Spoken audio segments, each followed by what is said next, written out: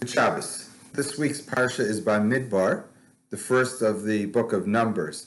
But instead of focusing on the portion, I'd like to focus on the Haftorah, which is specific for Bamidbar, which this year we don't say because it's Erev Rosh Chodesh, the day before Rosh Chodesh. But it's a very interesting Haftorah, and the last three verses are verses that are traditionally said when people put on tefillin and they wrap the tefillin around their finger. They say that Ve'irastach li la'olam, I shall marry you to me forever. This is God speaking to the Jewish people. Ve'irastach li b'tzedek over mishpat over chesed over rachamim, and I will marry you with justice, with kindness, and with mercy. Ve'irastach li be'emunah, and I shall marry you with fidelity. Ve'adatas Hashem, and you shall know Hashem. Actually, two verses, but three sections. And I want to focus just on the last verse, that I will marry you with fidelity, and you shall know Hashem. In Hebrew, the word here is emunah. And emunah is usually translated as faith.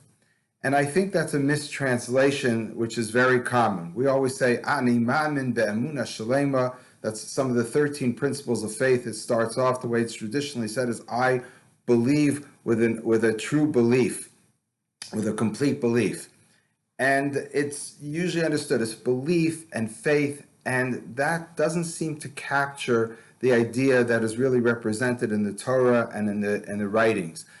When we think of faith, we think of blind faith, a following without really knowing. We just have this trust, a blind trust in an authority figure, whether it's a parent, a friend, a colleague, or God.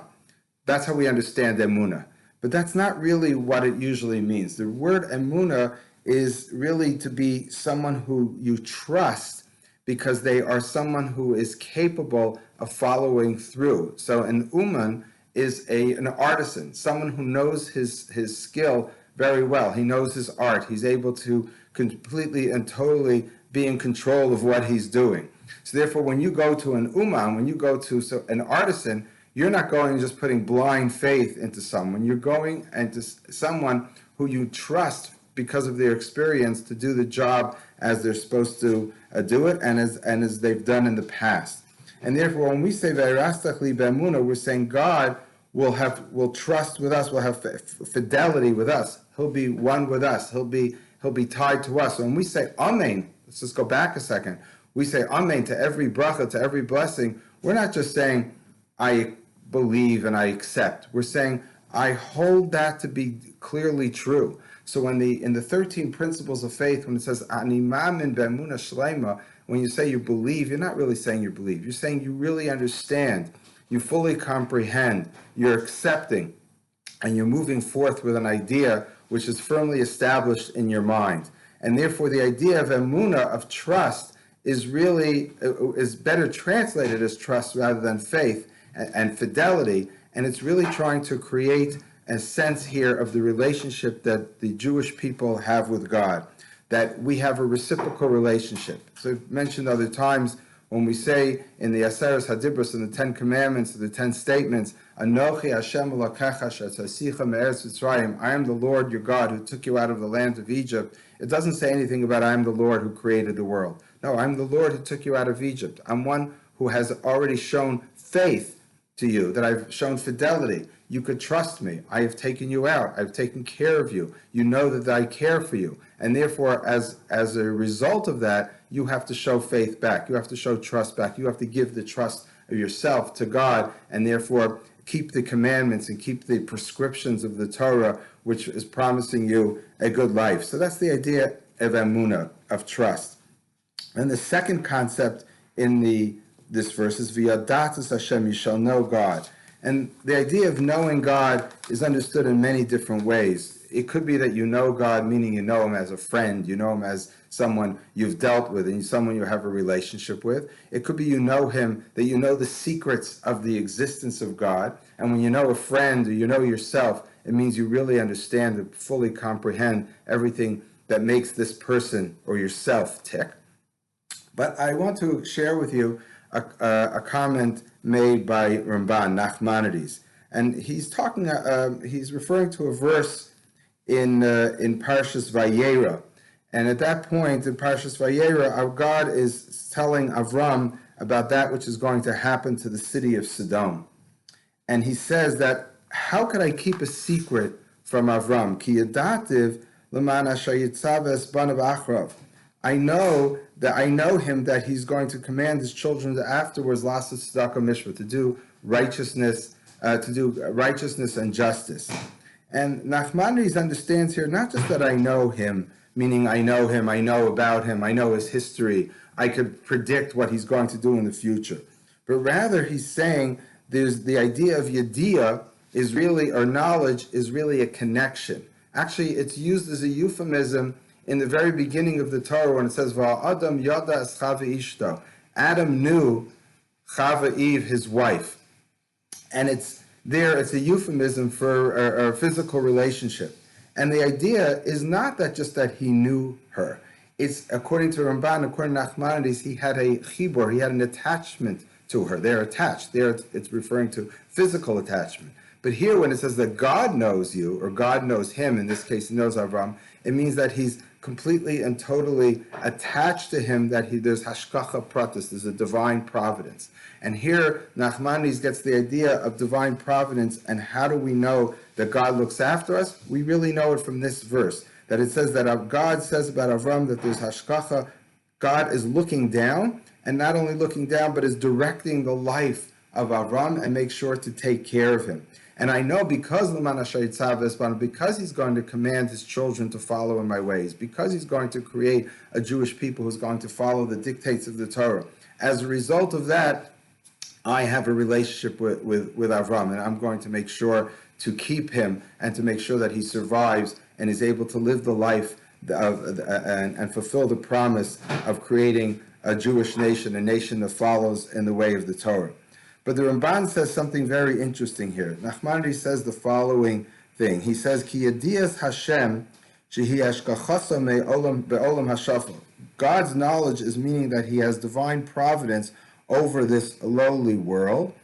And it says here, lishmor haklalim, that he watches the species, basically. But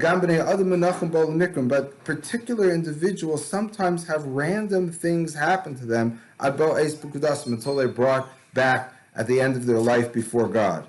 But those that are pious, that are following him, are dearly following him,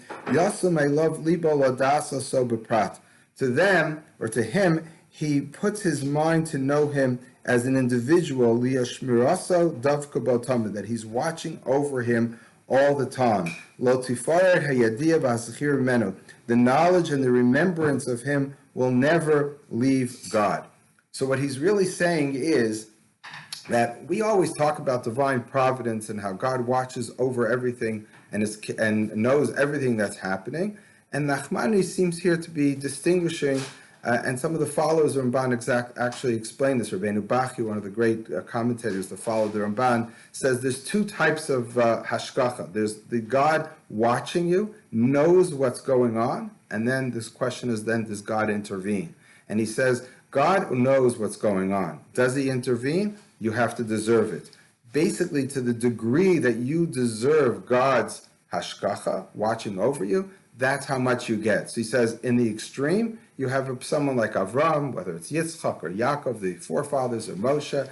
God is always there with them and watching over every step because he is so attached to him. He has that emunah, he has that trust, that faithful relationship that exists between God and that individual. Therefore, God then reciprocates and watches over him, not only to know, but to make sure that he survives and that he thrives. That's exactly how we earn hashkacha, we earn divine providence. So this actually helps answer a lot of the theological questions about why things sometimes happen to people who seem to be undeserving of, let's say, a bad fate.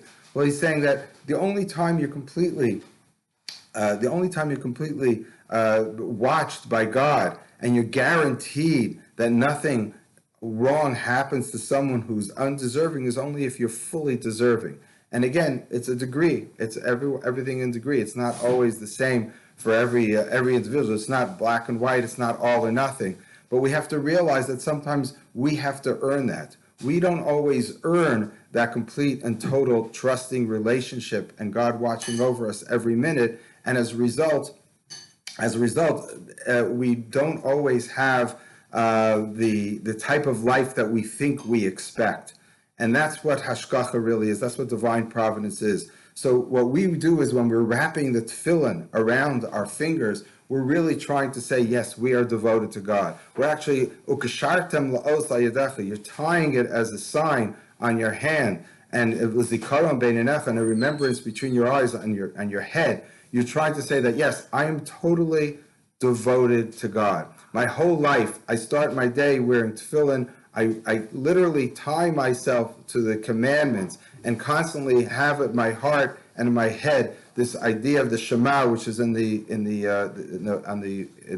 parchments which are in the tefillin. We're constantly remembering it, and if we have that emunah, if we have that trust, if we have that yedias Hashem, the knowledge of God, then God also knows us and watches over us.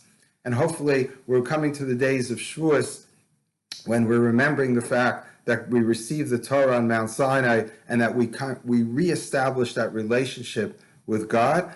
Just as God, Anochi Hashem Lakachu, God who took us out of Egypt, now it's our turn to follow the commandments and the prescriptions and the demands of that which the Torah tells us, that we can lead a moral and ethical life, that we're deserving of this relationship with God.